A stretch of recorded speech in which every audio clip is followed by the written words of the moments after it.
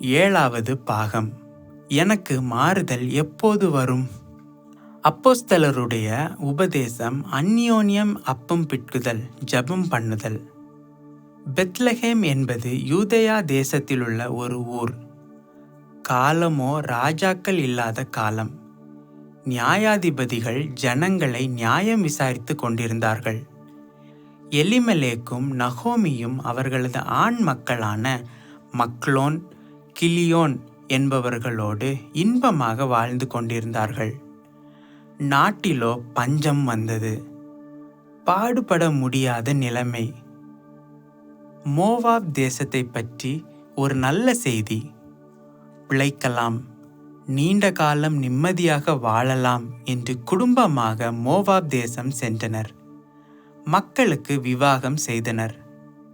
ஓர்பாலும் ரூத்தும் மருமக்கள் ஆனார்கள். ஆனால் இவர்களின் எதிர்பாராத விதமாக அப்பனும் ஆண் மக்களும் இறந்து போனார்கள். நகோமி, ஓர்பால், ரூத் என்னும் மாமியும் மருமக்களும் மிச்சமானார்கள். யூதா என்பதற்கு துதி என்பது பொருள்.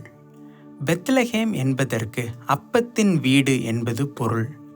ஆம், உன் வாழ்க்கையில் தேவனை ஆவியோடும் உண்மையோடும் ஆராதிக்கும் அனுபவம் இருக்குமானால் எந்த ஒரு நன்மையும் குறைவுபடாத அனுபவத்தில் நீ வாழ முடியும்.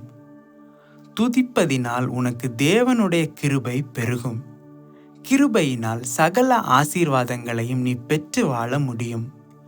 ஆனாலும் சில சமயங்களில் உன்னை பரிசோதிக்கும்படி சோதனைகளும் பிரச்சனைகளும் போராட்டங்களும் வரலாம். அவைகளை கண்டு நீ பயப்படக்கூடாது, சோர்ந்து போகக்கூடாது. துதிப்பதையும் தேவனை ஆராதிப்பதையும் விட்டுவிடக்கூடாது. சபை கூடி வருவதை சிலர் விட்டுவிடுகிறது போல நீயும் விட்டுவிடுவாயானால் அது உனக்கு படுமோசமான தரித்திரத்தை கொண்டு வரும். மோவாப் என்பதற்கு தகப்பனுடையவன், அபூர்வம், அநேகமாக, ஆசை, scarcely, water of a father, probably, desire of his father என்றெல்லாம் பொருள் சொல்லப்படுகிறது. ஆனால் வரலாற்றை பார்த்தால் மோவாப் என்பவன் ஆதியாகமம் 19:37-38 லோத்துக்கு அவனுடைய மூத்த மகள் பெற்ற குமாரன். இவன் மூலமாக மோவாபியர் என்ற ஜாதியார் உலகத்தில் தோன்றினார்கள். இவர்களது தம்பியான அம்மோனியர் லோத்துக்கு அவனுடைய இளைய மகன் பெற்ற குமாரனாகிய பென்னமி வழி வந்தவர்கள். உபாகமம் 23:3. இந்த மோவாபியரும் அம்மோனியரும் 10ஆம் தலைமுறையானாலும் ஒரு காலம் கர்த்தருடைய சபைக்கு உட்படலாகாது என்று தேவனால் விலக்கப்பட்டவர்கள். அந்த தேசத்துக்கு எலிமெலேக்கும் நகோமியும் போகலாமா? அந்த மோவாபியரோடு ஐக்கியம் வைக்கலாமா? நெகேமியா 13:23-28. இஸ்ரவேலர் பாபிலோனில் சிறைப்பட்டிருந்த காலத்தில் மோவாபியரோடு விவாகத்தினால் ஐக்கியப்பட்டிருந்த இஸ்ரவேலரை நெகேமியா கடிந்து கொண்டான். அவர்கள் மேல் வரும் சாபத்தை கூறினான். சிலரை அடித்தான், மயிரை பீத்தான். இவ்விதமாக ஐக்கியப்படக்கூடாது என்று தேவன் விதித்த விதிகளை எடுத்துக்காட்டி உபதேசித்தான். ஏசாயா 16:7. மோவாபியர் ஒருவருக்காக ஒருவர் அலறுவார்கள், எல்லாரும் ஏகமாய் அலறுவார்கள் என்று ஏசாயா 16:14. மோவாபின் மகிமை சீரழிந்து போம் என்றும் கூளம் போல மோவாப் மிதிக்கப்பட்டு போம் என்றும் சொல்லப்பட்டிருக்கிறதே. அப்படி இருக்க இந்த யூதாவில் உள்ள பெத்லகேம் ஊரார் அங்கே போகலாமா? எலிமெலேக்கு என்றால் என் தேவன் ராஜா, மை காட் இஸ் கிங் என்பது பொருள். ராஜா போல ராஜரீகத்தை பெற்று வாழுகின்ற விசுவாசியே, நீ உன் வாழ்க்கையில் எங்கே இருக்கிறாய்? நேபுகாத் நேச்சார் என்ற ராஜாவை அறிந்திருக்கிறாயா? அவன் பொன் நகரத்தின் அரசன். சமஸ்த தேசங்களின் மேலும் ராஜாவாய் இருந்தான். அவன் பெருமையோடு ஐக்கியப்பட்டபடியால் மாடு போல மாறினான். புற்களை மேய்ந்தான், மழையிலும் பனியிலும் நனைந்தான். தலைமயிர் கழுகுகளின் இறகை போலவும் நகங்கள் பட்சிகளின் நகங்கள் போலவும் மாறின. அந்தோ பரிதாபம்! தன் கூட்டை விட்டு அலையும் குருவி போல நீயும் இருப்பாயானால் உனக்கும் பரிதாபமே. எலிமெலேக்கு சாபம் பிடித்த மோவாப் தேசத்துக்கு போனபடியால் செத்தான். நகோமி என்றால் என் இன்பம், மை டிலைட் என்பது பொருள். இன்பத்துக்கு சாபத்தோடு என்ன வேலை? அப்பத்தின் வீட்டிலே இல்லாத இன்பம் வேறு எங்கு கிடைக்கும்? நகோமி மோவாப் தேசம் போக புறப்பட்டிருக்க கூடாது. இன்பம் இன்பத்தோடே தான் ஐக்கியப்பட வேண்டுமே தவிர துன்பம் தரும் சாபத்தோடு சேரக்கூடாது. ஆனால் இந்த இன்பத்துக்கு மோவாபின் சாபம்தான் இன்பமாக தோன்றியது. அன்று ஏவாளுக்கு விலக்கப்பட்ட விருட்சம் பார்வைக்கு இன்பமாக தோன்றினதல்லவா? யோபு 21:33. பள்ளத்தாக்கின் புல்பத்தைகள் துன்மார்க்கனுக்கு இன்பமாயிருக்கும். ஆனால் தேவனுடைய பிள்ளையே, ஏன் நீ அதை இன்பம் என்று எண்ணி வழிவிலகி போகிறாய்? 2 பேதுரு 2:13. ஒரு நாள் வாழ்வை இன்பம் என்று எண்ணி தேவனுடைய சபையை விட்டு வெளியே போகாதே. நகோமியோ தன் ராஜாவாகிய எலிமெலேக்குடனே அப்பத்தின் வீட்டின் ஐக்கியத்தை விட்டுவிட்டாள். ஏன் இவ்விருவருக்கும் யூதா தேசம் பெத்லெகேம் பஞ்சமாக மாறிப்போனது? இவர்களுடைய ஒரு குமாரனுடைய பெயர் மக்லோன். மக்லோன் என்ற வார்த்தைக்கு வியாதி, நோயாளி, சிக் என்பது பொருள். நீ அப்பத்தின் வீடாகிய தேவனுடைய சபையின் அங்கத்தினனாக இருந்தாலும், துதிக்கின்ற மனிதனாக இருந்தாலும், ஆராதனைக்கு பங்குள்ளவனாக இருந்தாலும், நோய் கொண்டவனாக இருந்தால் உனக்கு உபதேச பஞ்சம் உண்டாகத்தான் செய்யும். 2 சாமுவேல் 13:2. தாமரை தனக்கு மனைவியாக்க வேண்டுமென்று தாவீதின் குமாரனான அம்னோன் ஏக்கம் கொண்டபோது வியாதிப்பட்டான். உன்னோடு இருக்கும் வியாதி என்ன? எதற்காக ஏக்கம்? இப்படி ஏக்கம் கொண்டால் உன் வாழ்க்கை பஞ்சத்தை தான் சந்திக்கும். தானியேல் 8:27. சொப்பனங்களை கண்டு சோர்வடைந்திருக்கிறாயோ? அதுதான் உனக்கு வியாதியாக மாறிவிட்டதோ? உன் சொப்பனம் நிறைவேற காலதாமதமாகும். அதையே எண்ணிக்கொண்டிருந்தால் உனக்கு கவலைதான். உண்ணவும் உற்சாகமாக இருக்கவும் உன்னால் கூடாது. ஓசியா 7:5. மதுபானம் குடிப்பதால் உனக்கு வியாதி வருகிறதல்லவா? மதுபானம் போல பல உபதேசங்கள், துர்க்கிரியைகள் உன்னை விட்டு விலகாதபடியால் அதுவே உன்னை நோயில் மாட்டிவிட்டது. 1 கொரிந்தியர் 11:30. ஐயோ, நீ தகுதியில்லாமல் கர்த்தருடைய ராப்போஜனத்தில் பங்கெடுத்து விட்டாயோ? இதனால் உன் இன்பமெல்லாம் உன்னை விட்டு நீங்கிவிட்டது. தரித்திரனானாய். சீர்கேடான வீண் பேச்சுக்கள் உன் வார்த்தைகளில் வெளிவருகின்றதோ? அதுதான் ஆவிக்குரிய அரிப்பிளவை என்னும் வியாதி. 1 தீமோத்தேயு 6:9-10. பணக்காரனாக வேண்டுமென்று என்னவெல்லாம் செய்திருக்கிறாய்? கள்ள மார்க்கெட், கள்ள கச்சவடம், ரூபாய் ரெட்டிப்புக்காக பணம் கொடுத்தல் முதலானவைகளால் எல்லாம் தோற்று தரித்திரன் ஆகி போனாயோ? 1 தீமோத்தேயு 6:3-4.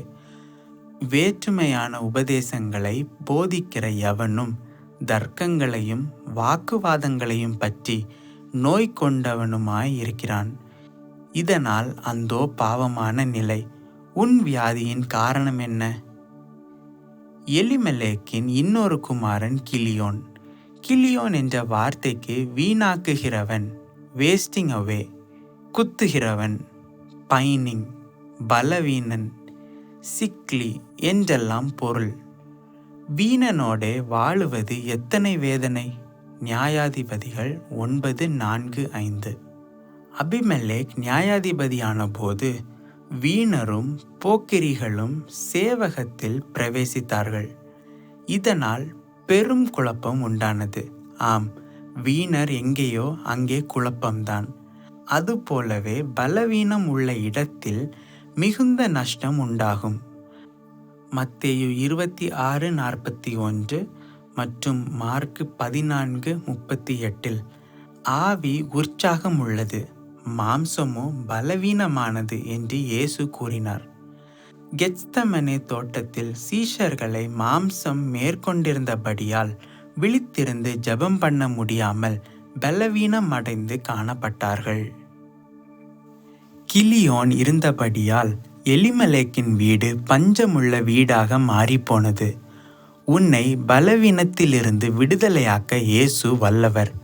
மாம்சத்துக்கு, மாம்ச சிந்தைக்கு, மாம்ச உணர்வுகளுக்கு உன்னிடம் இடம் இருக்குமானால் உன் ஆசீர்வாதங்கள் எல்லாம் நஷ்டப்பட்டு தரித்திரம் அடைந்து போவாய். தரித்திரம் இவர்களை மோவாப் தேசத்துக்கு போகும்படி வழி நடத்தினது. பஞ்சம் இவர்களை அப்பத்தின் வீட்டை விட்டு பிரித்தது. தேவன் உன்னை ஆவிக்குரிய சகல ஆசீர்வாதங்களினாலும் ஆசீர்வதித்திருக்கிறார். உன் சிரசின் மேல் ஆசீர்வாதம் தங்கி இருக்கிறது. நீ உன் ஊழியத்தில் பலுகி பெருகி இப்பூமியை தேவனுக்காக ஆண்டு கொள்ளும்படி தேவன் உன்னை ஆசீர்வதித்திருக்கிறார். உன் பெயர் தேவனுடைய பிள்ளை. நீ பெரிய ஜாதியில் ஒரு அங்கம். உன்னால் மற்றவர்களும் ஆசீர்வதிக்கப்பட்டவர்களாய் இருக்கும்படி உன் ஆசீர்வாதங்கள் நிரம்பி வழிகின்றது. நீ ஆசீர்வதிக்கப்பட்டவன். உன் பயிர், உன் வம்சம், உன் சுதந்திரம், உன் வீடு, உன் நிலைமை, உன் சந்ததி, உன் ஆகாரம், உன் பிள்ளைகள், உன் ஊற்றுக்கண், உன் சந்தானம் எல்லாம் ஆசீர்வதிக்கப்பட்டிருக்கிறது. யார் உன்னை சபித்தாலும் உன் ஆசீர்வாதங்கள் உன்னை விட்டு விலகுவதில்லை. ஆனால் கிறிஸ்துவை பற்றிய உண்மையிலிருந்து நீ விலகுவாயானால் தேவனுடைய ஆசீர்வாதங்கள் விலகும். எலிமெலேக்கு குடும்பமாக மோவாப் தேசத்துக்கு போனான். அங்கே சஞ்சரித்தான். அங்கே இருந்து விட்டான். அங்கே முதலாவது எலிமெலேக்கு இறந்தான். நகோமிக்கு ராஜாவாய் இருந்த எலிமெலேக்கு மரணத்தினால் நகோமியிடமிருந்து பிரிக்கப்பட்டான். ஆம், உன் ஐக்கியத்தை தேவனுடைய சபையோடும் அப்போஸ்தலருடைய உபதேசத்தோடும் வைத்து கொள்ளாவிட்டால் தேவன் உன்னை ஆண்டு வழிநடத்தும் ராஜாவாக உனக்கு இருக்க மாட்டார். நகோமி தன் குமாரர்களுக்கு மோவாப் தேசத்தில் பெண் கொண்டாள்.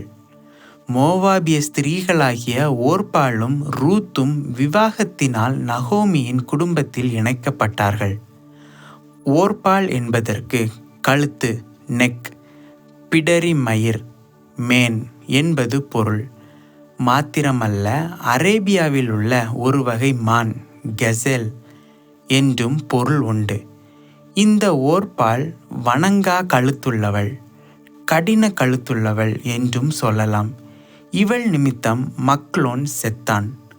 குடும்பம், வாழ்க்கை என்னும் நுகத்தடியை இவ்விரண்டு பேராலும் சுமந்து இழுக்க முடியவில்லை.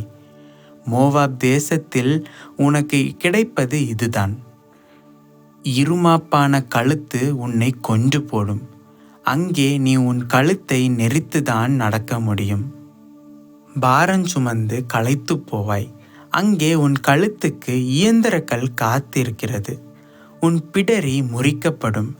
அதை தடுக்க உன்னால் முடியாது. அப்போஸ்தலருடைய உபதேசத்தையும் சபையில் ராப்போஜனத்தில் பங்கெடுக்கிறதையும் விட்டு விலகி போனால் உன் முடிவு பயங்கரமாயிருக்கும். மக்லோன் செத்து போனான். கிலியோன் மோவாபிய பெண்ணாகிய ரூத்தை விவாகம் செய்தான். ரூத் என்றால் பாசிபிளி, பெர்ஹாப்ஸ், அநேகமாக என்பது பொருள். இது சந்தேகமான சத்தம் கொடுக்கின்ற ஒரு வார்த்தை. ஸ்லைட்லி, கண்ணுக்கு இனிமையான என்றும் பொருள் உண்டு. அ ஃபீமேல் ஃப்ரெண்ட், ஒரு சிநேகிதி எனவும் பொருள் கொள்ளலாம். இயல்பாகவே கிலியோன் வீணன், அவன் பலவீனன். ஒருவன் சந்தேகத்தோடும் கண் கண்டதே காட்சி என கண்ணின் இச்சையோடும் சிநேகம் வைத்து தேவனுடைய சபையின் ஐக்கியத்தை விட்டுவிட்டு அந்நிய உபதேசத்தோடு ஐக்கியம் கொள்ளுவானானால் எப்படி நித்திய ஜீவனுக்கு உரியவனாக வாழ முடியும்? கிலியோனும் மரித்தான். இன்பம் தன் கணவனையும் 2 ஆண் மக்களையும் சாக கொடுத்துவிட்டு கடினமான கழுத்தோடும் வணங்கா கழுத்தோடும் சந்தேகத்தோடும் கண்களின் இச்சையோடும் அந்நிய நாட்டில் வாழ முடியுமா? பரிதாபம், பரிதாபம். சபையை விட்டும் சபையின் உபதேசங்களை விட்டும் விலகி போவாயானால் உன் நிலைமையும் பரிதாபம். வணங்கா கழுத்தும் கடின கழுத்துமான ஓர்பாள் நகோமிக்கு ஒரு வஞ்சகமான முத்தம் கொடுத்துவிட்டு பிரிந்து போய்விட்டாள். ஆனால் ரூத்தோ இன்பமான நகோமியை விடமாட்டேன் என ஒட்டி கொண்டாள். ரூத்துக்கு மோவாப் தேசத்தை விட யூதேயா தேசமே கண்ணுக்கு இனிமையாகவும் சிநேகம் கொள்ள சிறந்த இடமாகவும் தோன்றினது. எனக்கு ஆறுதலான மாறுதல் எப்போது வரும் என்று ஏங்கிக் கொண்டிருந்த ரூத்துக்கு இன்பத்தோடு இணைந்து கொள்ள வேண்டுமென்றிருந்தது. நகோமியிடம், ரூத், நான் உம்மை பின்பற்றாமல் உம்மை விட்டு திரும்பி போவதை குறித்து என்னோடே பேச வேண்டாம். நீர் போகும் இடத்திற்கு நானும் வருவேன். நீர் தங்கும் இடத்திலே நானும் தங்குவேன். உம்முடைய ஜனம் என்னுடைய ஜனம், உம்முடைய தேவன் என்னுடைய தேவன். நீர் மரணமடையும் இடத்திலே நானும் மரணமடைந்து அங்கே அடக்கம் பண்ணப்படுவேன். மரணமே அல்லாமல் வேறொன்றும் உம்மை விட்டு என்னை பிரித்தால் கர்த்தர் அதற்கு சரியாகவும் அதற்கு அதிகமாகவும் எனக்கு செய்ய கடவர் என்று சபதம் செய்தாள். நீ யாரோடு ஐக்கியமாய் இருக்க வேண்டும் என்பதை இன்றே தெரிந்து கொள். அப்போஸ்தலருடைய உபதேசத்திலும் அந்யோன்யத்திலும் அப்பம் பிட்குதலிலும் ஜெபம் பண்ணுவதிலும் உறுதியாக இருக்க வேண்டும். அப்போது உனக்கு மகிமையான மாறுதல் வந்து சேரும்.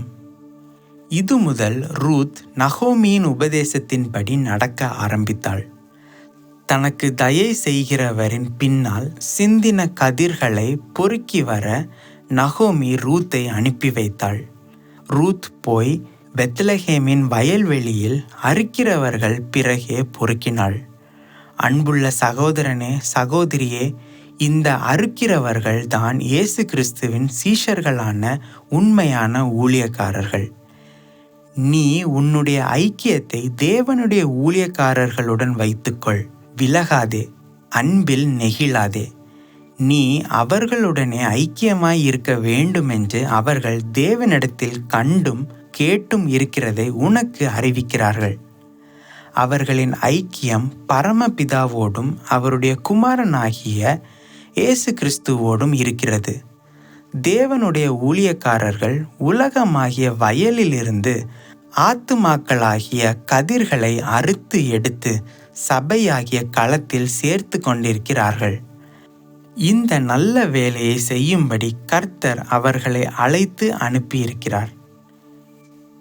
எலிமெலேக்கு என்ற ரூத்தின் மாமனுக்கு இனத்தான் போவாஸ். அவனுடைய நிலத்தில்தான் ரூத் சென்று கதிர்களை பொறுக்கினாள். போவாஸ் பெத்லகேம் ஊரில் உள்ளவன்.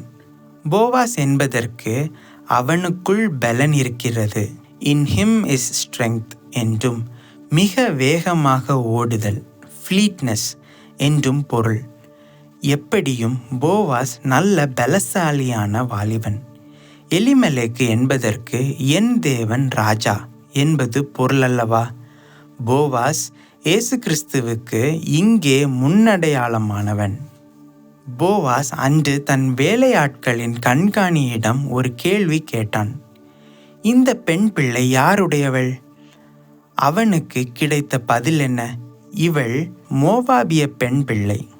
ஆனால் இன்பமான நகோமி என்னும் யூத அம்மாளுடனே சேர்ந்து கொண்டு யூதேயாவுக்கு பெத்லெகேமுக்கு வந்திருக்கிறார்கள். ஆம், இன்று உனக்கு ஒரு கேள்வி. நீ இப்போது யாருடையவன்? உலகத்தினுடையவனா அல்லது பரலோகத்திற்குரியவனா? பிசாசின் பிள்ளையா அல்லது தேவனுடைய பிள்ளையா? சபையில் உள்ளவனா அல்லது சபைக்கு புறம்பே இருக்கிறாயா? உனக்கு ஆதி சபையின் உபதேசம் உண்டா அல்லது வெறும் மார்க்க உபதேசமா? துதித்தலுடனே தேவனுடைய சபையின் ஐக்கியத்தில் இருக்கிறாயா? இப்போது ரூத் போவாசின் குடிசைக்கு வந்திருக்கிறாள். உலகமாகிய வயலில் சிதறி சிந்தி கிடக்கும் ஆத்துமாக்களை கூட்டி சேர்த்து கொண்டு சபையாகிய குடிசையில் இளைப்பாறு. சபையின் ஐக்கியம் உனக்கு இளைப்பாறுதலை தரும். போவாஸ் ரூத்தை புரிந்து கொண்டான். அவன் ரூத்திடம் சொன்னவைகள் என்ன? பொறுக்கிக் கொள்ள வேறே வயலில் போகாதே, இந்த இடத்தை விட்டு போகாதே, இங்கே என் ஊழியக்கார பெண்களோடு கூடவே இரு. அறுப்பறுக்கிற என் வேலைக்காரர்கள் பிறகே போ. உன்னை ஒருவரும் தொடாதபடிக்கு என் வேலைக்காரர்கள் உன்னை பாதுகாப்பார்கள். நீ தாகமாய் இருக்க வேண்டாம். தண்ணீர் குடங்கள் அண்டைக்கு போகலாம். என் வேலைக்காரர் மொண்டு கொண்டு வருகிறதிலே நீ குடிக்கலாம். ஆம், உன் ஆண்டவர் உனக்கு கொடுக்கும் சிறப்பான வாக்குத்தத்தங்களையும் உபதேசங்களையும் இங்கே காண்கிறாய். இயேசு கிறிஸ்துவை அஸ்திபாரமாகவும் தலையாகவும் வைத்திராத எந்த சபைகளுக்கும் நீ போகக்கூடாது. அந்நிய நுகத்திலே அவிசுவாசிகளுடன் பிணைக்கப்படக்கூடாது. இருளோடு இணையக்கூடாது. விக்கிரகங்களோட சம்மதம் வைத்திருக்கக்கூடாது. பேய்களோட ஐக்கியமாய் இருக்கலாகாது. பேய்களுடைய பாத்திரத்தில் பானம் பண்ணக்கூடாது.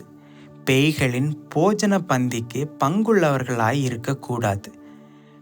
வேறே வயல் உனக்கு வேண்டாம்.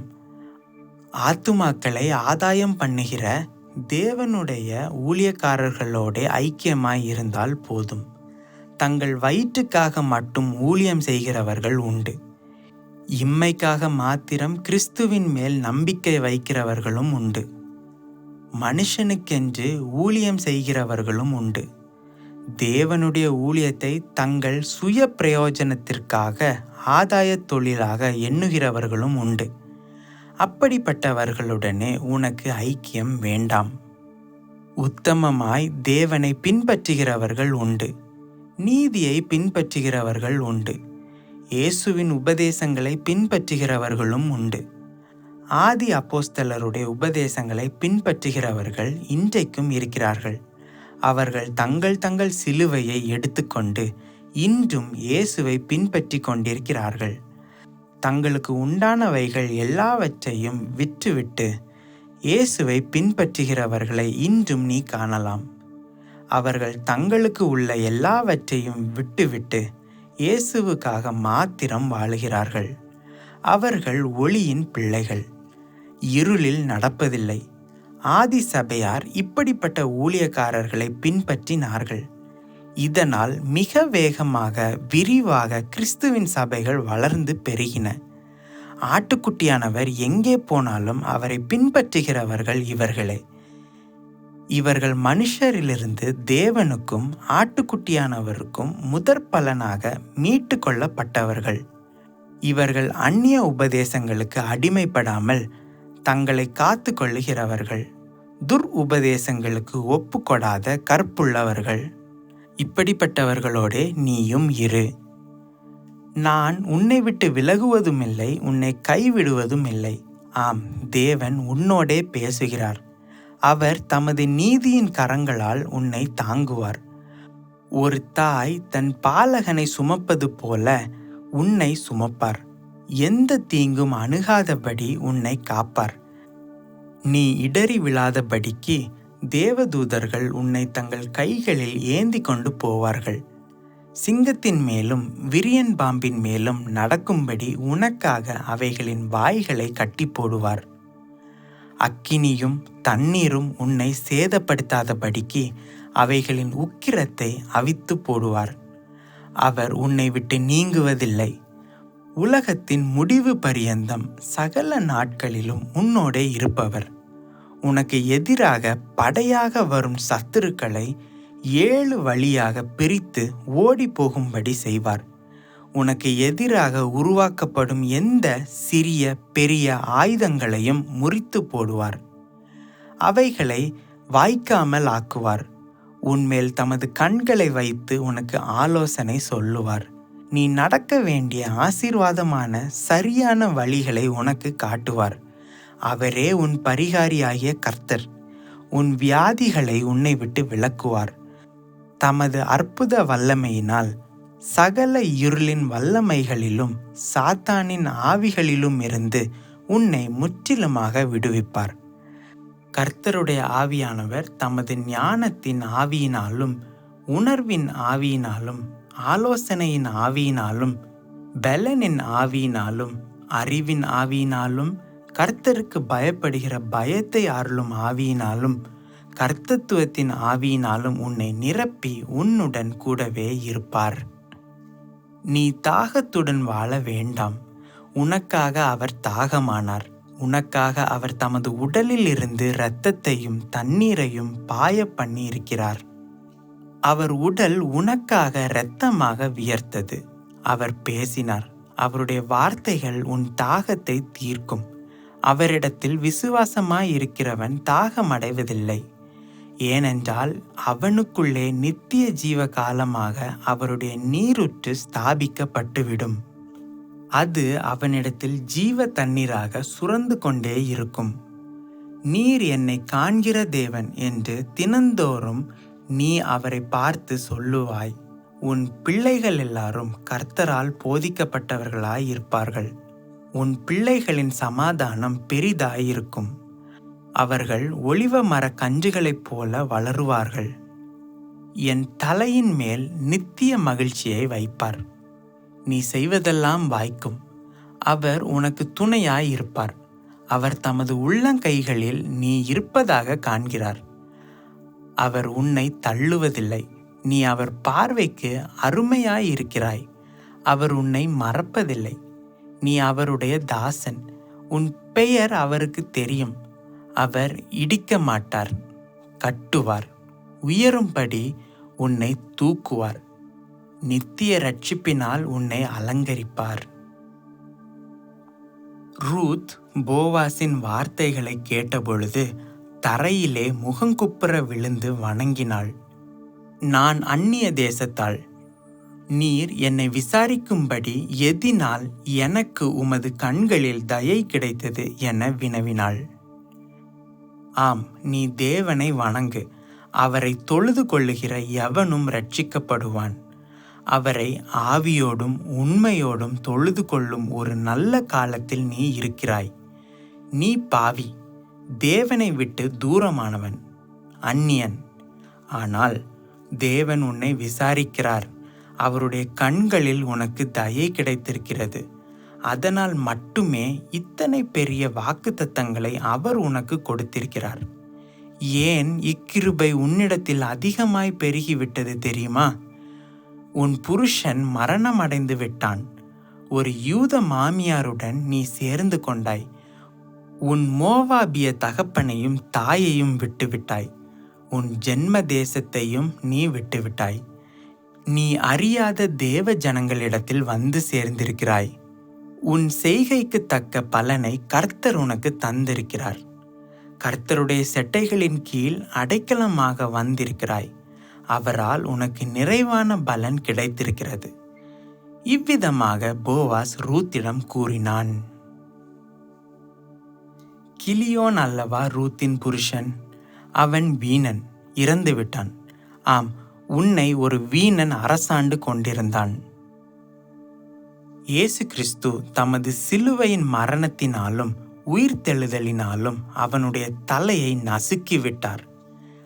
ஆனபடியால் நீ கிருபை பிரமாண உபதேசத்தோடு சேர்ந்து விட்டாய்.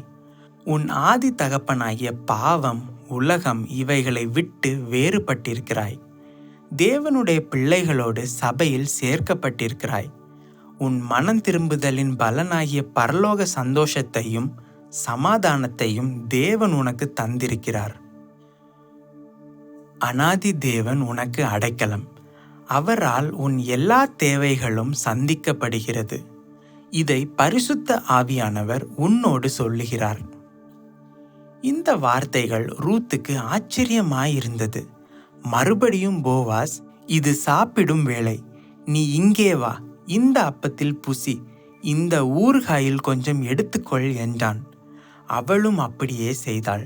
நீ ஜாக்கிரதையாயிருந்து உன் உள்ளத்தை உன் ஆண்டவராகிய இயேசு கிறிஸ்துவுக்கு திறப்பாயானால் அவருடனே உட்காரலாம், உண்ணலாம், உலாவலாம். ரூத் முதலாவது நகோமியோடு நகோமியின் உபதேசத்தோடே ஐக்கியப்பட்டாள். பின்பு போவாசுடனே போவாசின் உபதேசங்களுக்கெல்லாம் ஐக்கியப்பட்டாள்.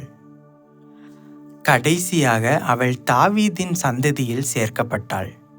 போவாசுக்கு மனைவியானாள். இயேசுவின் பிறப்பு வம்ச வரலாறு பட்டியலில் இடம்பெற்றாள். மாபெரும் ஆசீர்வாதமான மாறுதலை தன் வாழ்க்கையில் கண்டாள். நீயும் அப்போஸ்தலருடைய உபதேசத்திலும் அந்நியோன்யத்திலும் அப்பம் பிட்குதலிலும் ஜெபம் பண்ணுதலிலும் உறுதியாக தரித்திருப்பாயானால் மகிமையான மாபெரும் மாறுதலை காண்பாய். நீங்கள் அடுப்பின் அடியில் கிடந்தவர்களாயிருந்தாலும் வெள்ளியால் அலங்கரிக்கப்பட்ட புறாச்சிறகுகள் போலவும் பசும்பொன் நிறமாகிய அதன் இறகுகளின் சாயலாகவும் இருப்பீர்கள். நன்றி.